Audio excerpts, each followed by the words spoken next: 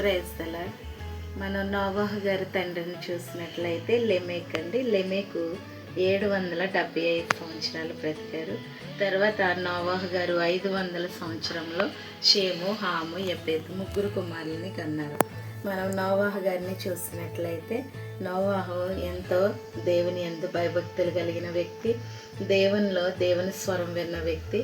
దేవుని స్వరం విని ఆయన ఈ లోకంలో ఆ ఓడని నిర్మించారు. దేవుని ప్రణాళికలో ఆ కొలతలు అన్నిట్లు దేవుడు చెప్పిన పని ఆయన చేశారు. నోవాహు చూడండి ఎంత విధేయపరుడు అంటే దేవుని మాటకు విధేయత చెప్పాడు.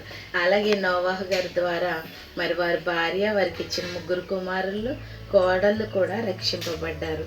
మరి ఈరోజు మనం నోవాహు గారిని చూసినట్లయితే ఎంతో గొప్ప విశ్వాసమైంది. మరి మన కుటుంబంలో అలా లోబడే తత్వం ఉందంటారా? విధేయత చూపేవారిగా ఉన్నామా?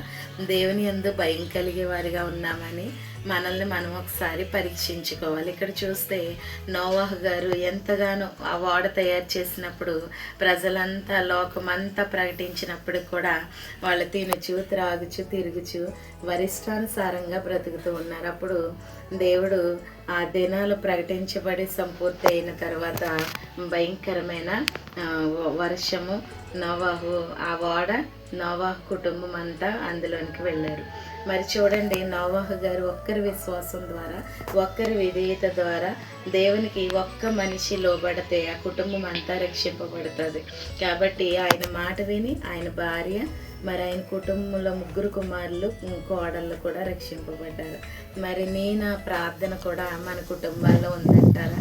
మన ద్వారా రక్షింపబడుతున్నారా? ఇంకా భ్రష్టులుగా అయిపోతున్నారా? ఒకసారి ఆలోచించుకోండి. ప్రార్థించేవారిగా ఉన్నామా లేదా ఒకరిని బాధ పెట్టేవారిగా ఉన్నామా ఆలోచించుకోండి.